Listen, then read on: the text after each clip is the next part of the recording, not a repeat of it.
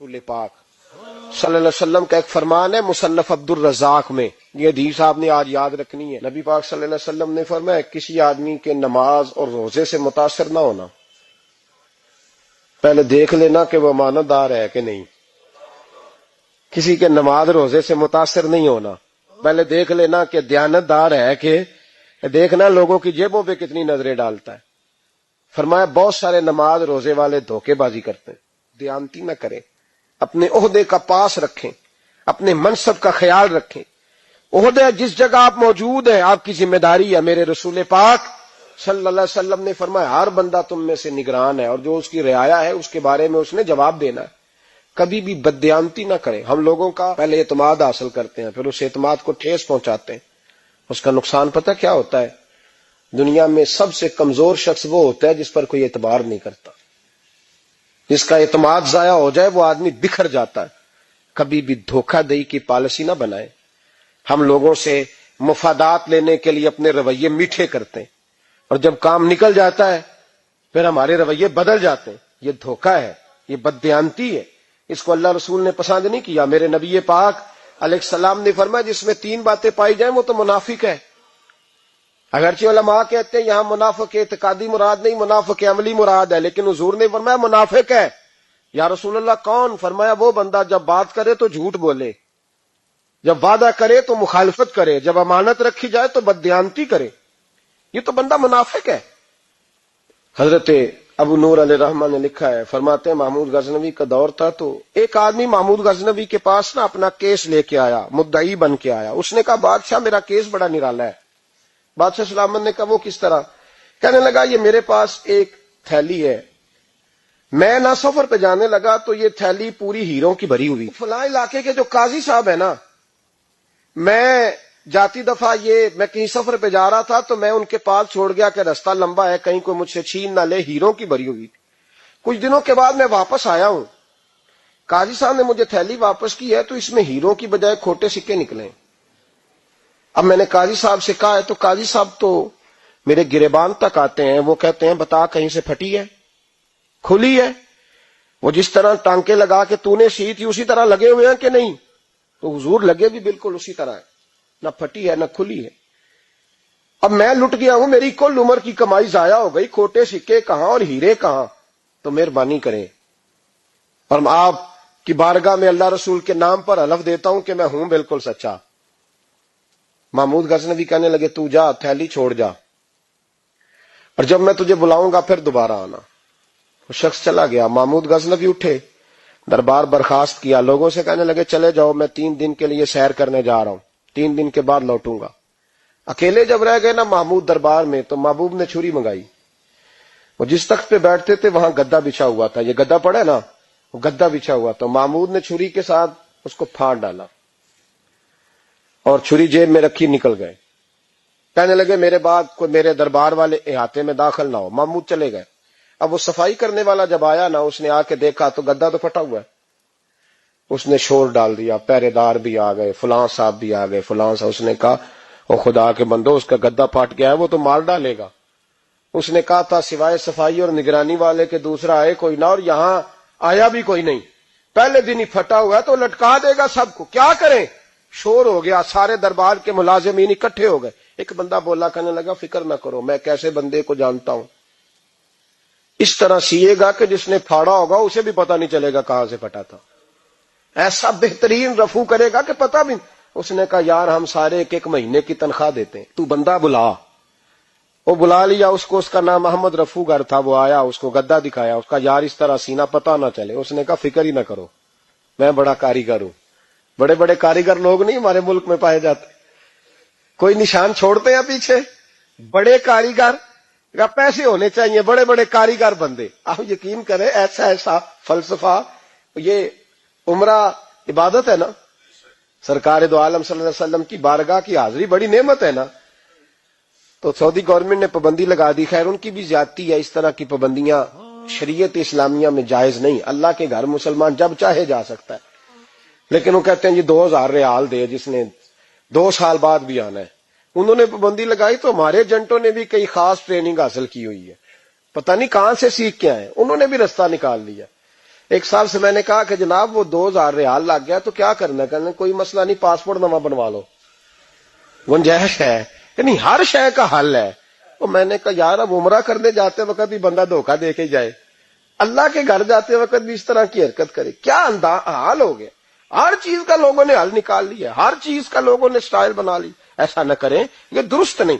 احمد رفوگر کہنے لگا اس طرح سیوں گا کہ پھاڑنے والے کو بھی پتہ نہیں۔ ان کا پیسے لے یار تو سی دے۔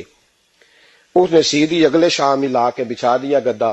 تیسرے دن بادشاہ سلامت آئے، آ کے پہلی نظر گدے پہ ڈالی، اس نے بلایا سب ملازمین کو، کہا کس نے سیا ہے؟ کہا جناب کیا ہوا؟ کہا یہ پھٹا ہوا تھا۔ کس نے؟ کہا نہیں پھٹا ہی نہیں۔ وہ کہنے لگے بنو بات، میں خود پھاڑ کے گیا تھا۔ تو بتاؤ صحیح سیا کس نے ہے؟ کہا جناب آپ پھاڑ کے گئے تھے تو بتایا کیوں نہیں؟ فرمانے لگے اسی لیے تو بتایا نہیں تھا کہ تم خود تحقیق کر لو، بلاؤ بتاؤ سیا کس نے۔ تو بلا لیا، احمد رفوگر آ گیا۔ اس کو جب بلا کے سامنے بادشاہ کھڑا کیا، کہا بھئی تو نے سیا ہے؟ کہنے لگا حضور آپ کے سارے ملازم کٹھے ہو کے آئے تھے، میری غلطی کوئی نہیں۔ کہا نہیں یار تو بڑا کاریگر ہے، میں نے اپنے ہاتھ سے پھاڑا تھا پر مجھے بھی نہیں پتا چل رہا کہاں سے پھٹا تھا۔ اچھا یہ بتا یہ تھیلی جو ہے یہ بھی تو نے سی تھی؟ اس نے کہا جی آپ کے خادم کا ہی کارنامہ ہے، وہ فلانے علاقے کے قاضی صاحب آئے تھے، اس میں سے ہیرے نکال کے تو کھوٹے سکے بھرے تھے، تو مجھے بھی تھوڑا سا حصہ ملا تھا۔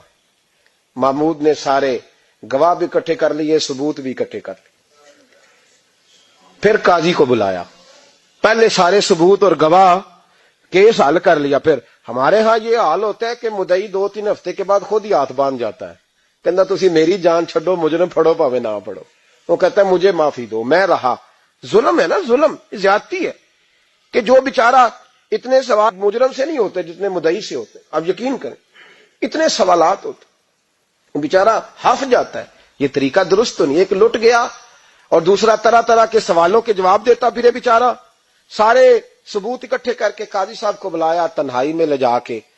محمود غزنوی نے کہا قاضی صاحب آپ سے غلطی ہو گئی، غریب آدمی تھا، وہ لٹ گیا ہے، اس نے تو بڑی مشکل سے کچھ ہیرے جمع کیے تھے اور اس کی کل کائنات تھی، تو آپ اس کا مال اسے دے دیں، بات ختم۔ قاضی صاحب کہنے لگے آپ مجھ پہ الزام لگا رہے ہیں، سوال ہی نہیں پیدا ہوتا۔ آپ میری داڑھی دیکھیں، آپ میرا اعزاز دیکھیں، دنیا جانتی ہے میں اس کا۔ قاضی صاحب انسان بھول ہی جاتا ہے، بندہ بھول جاتا ہے، غلطی ہوگی، مال نے کہا نہیں سب کہا میں تنہائی میں پوچھ رہا ہوں، میں اس وقت پوچھ رہا ہوں جب دوسرا موجود کوئی نہیں، آج توبہ کر لے، میں کچھ نہیں کہوں گا، تو میری زبان پہ اعتبار کر، تجھے پتا ہے میں جو کہتا ہوں اس پہ عمل بھی کرتا ہوں، باز آ جا۔ پر قاضی نے کہا نہیں میری غلطی کوئی نہیں۔ محمود نے پھر بڑے دربار میں بلا لیا، مجمع عام میں۔ مہلت کے دنوں میں جو توبہ کر لے وہ بچ جاتے ہیں، لیکن لوگ رسوائیوں کے دنوں میں پھر واپس لوٹتے ہیں اگلا گھر دیکھ کے، پھر حالات اور طرح کے ہو چکے ہوتے ہیں۔ جب بڑے دربار میں قاضی کو بلایا، بھائی تو مانتا ہے کہ نہیں؟ اس نے کہا نہیں۔ تو کہا بلاؤ احمد رفوگر کو۔ جب وہ احمد رفوگر آیا تو بوڑھے قاضی کی ٹانگیں کانپنے لگی، جملے ٹوٹنے لگے، لفظ زمین پر گرنے لگے، بات صحیح نہیں ہوتی، زبان لڑکھڑانے لگی۔ محمود کہنے لگے قاضی میں نے تجھے کہا تھا وہاں مان جا بات، اب بڑے دربار میں بول۔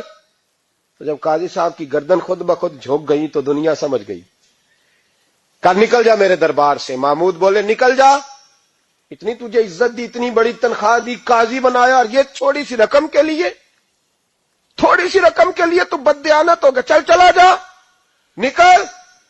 قاضی دربار سے نکلا تو لوگ لعنتیں برسانے لگے۔ کل جو دکانیں چھوڑ کے سلوٹ کرنے آتے تھے وہ کہنے لگے اس کی عمر دیکھو، اس کے کام دیکھو، دیکھو اس نے کیا کیا۔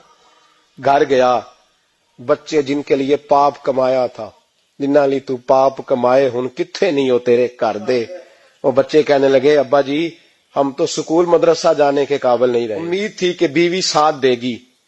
وہ کہنے لگی میں میکے کیسے جاؤں گی، گلی کی عورتیں طرح طرح کی باتیں بناتی ہیں۔ اور بھائی کامیابیوں کے بڑے سربراہ ہوتے ہیں، کوئی کامیاب ہو جائے تو سارے کہتے ہیں میری سپورٹ سے ہوا ہے، ناکامیاں ہمیشہ یتیم ہوتی ہیں، ناکامیوں کا کوئی سربراہ نہیں ہوتا۔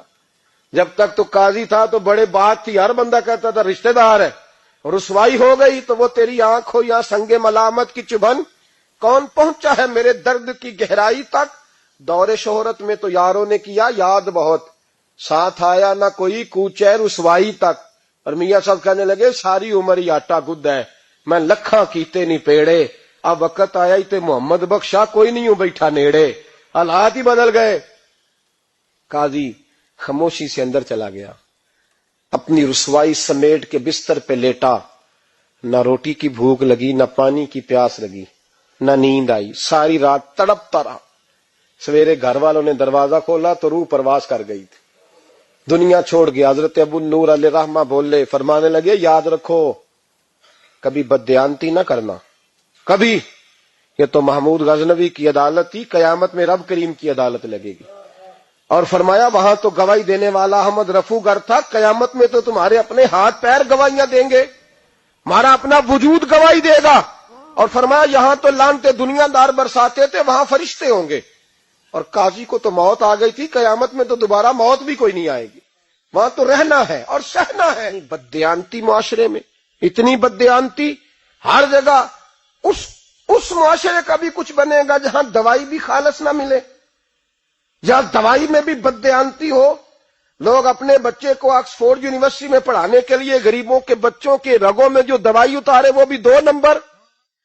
اتنا بڑا بھی کوئی بددیانت معاشرہ ہوتا ہے کہ لوگ یہاں تک دھندا کریں، یہاں تک کہ لوگوں کی زندگیوں سے کھیل جائیں اور ہمیں احساس تک نہ ہو کہ کوئی مر جائے گا، کوئی ڈوب جائے گا، کیا بنے گا۔